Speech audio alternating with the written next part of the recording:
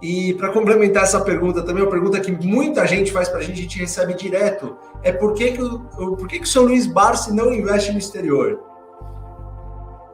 Bom, eu não invisto no exterior. Então, eu exorcizei da minha postura a vaidade de operar nos Estados Unidos.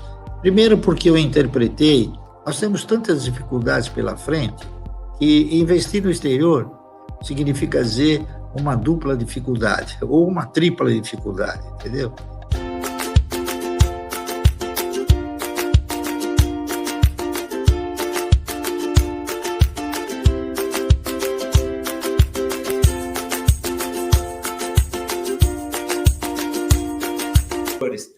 Eles têm eles começam geralmente de uma forma errada, né? Comprando e vendendo ações, e uma outra coisa que eles começam diversificando logo de cara. Então, a pessoa, o sujeito, sei lá, tem uma pequena quantia para investir, já começa de cara comprando 10 ações, às vezes, né?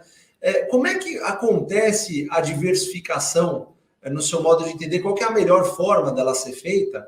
E para complementar essa pergunta também, uma pergunta que muita gente faz para a gente recebe direto, é por que o São Luís Barsi não investe no exterior? Bom, eu não invisto no exterior porque na década de 60, final de 60, 70, eu tive a oportunidade de ir várias vezes para o exterior, especificamente nos Estados Unidos, e eu avaliei a dificuldade que existe de você investir lá no país. Você tem a questão do câmbio, você tem a questão da distância, você tem a questão de você não estar presente, está entendendo? Você tem a questão de depositar as suas economias na mão de alguém que você não conhece, que nem fala a sua linguagem, entendeu? Tudo é problemático. Então, eu exorcizei da minha postura a vaidade de operar nos Estados Unidos. Primeiro porque eu interpretei que as verdadeiras oportunidades estavam aqui no Brasil. Tanto é verdade isso, que a gente percebe que o capital americano muitas vezes operou aqui no Brasil, não operou só lá nos Estados Unidos, não é? E agora lamenta-se que esses recursos não tenham migrado para cá novamente, porque lá talvez a oportunidade possa ter se apresentado de uma forma mais generosa.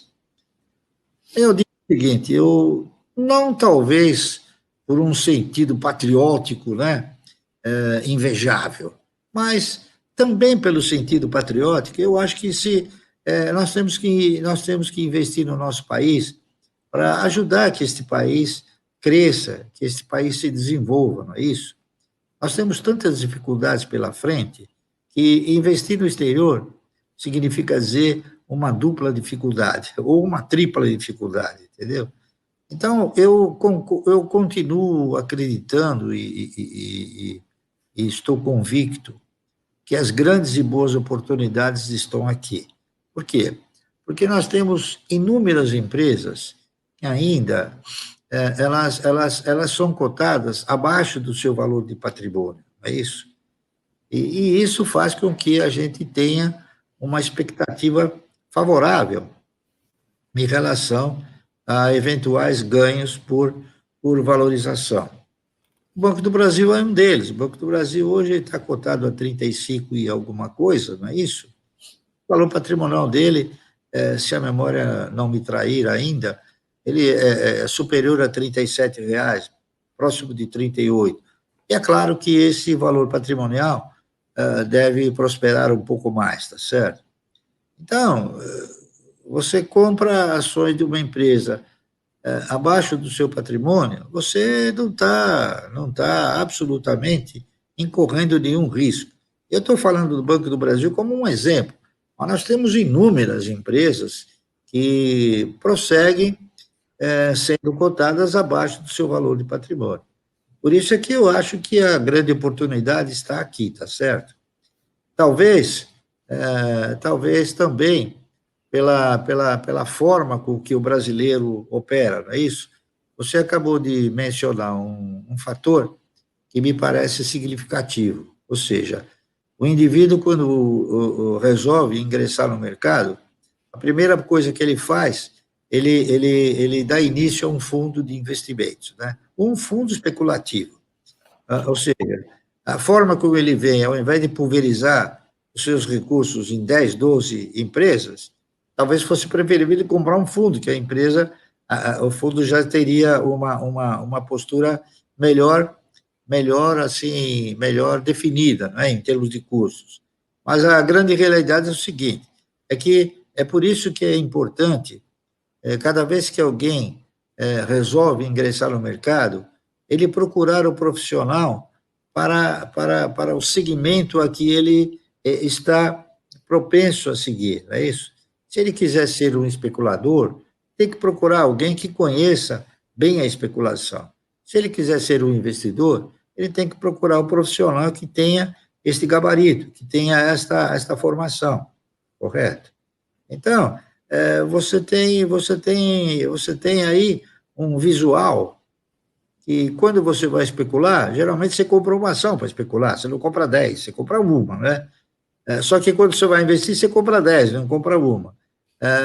Na realidade, eu acho que uma carteira de previdência, previdência é o apelido que a minha carteira de renda mensal acabou sofrendo, não é isso? Mas eu acho que quando você quer fomentar um portfólio dessa natureza, você tem que começar pelo melhor, não é isso? E a carteira ela vai assumindo uma postura na razão direta que essa primeira ação que você comprou, ela já não ostente mais a mesma condição. Aí, então, você parte para uma segunda ação, é isso? A carteira de previdência, ela se constitui assim, você não vai constituir, num primeiro momento, a carteira de previdência, senão você vai fazer um procedimento errado, certo? Então, o certo seria o quê?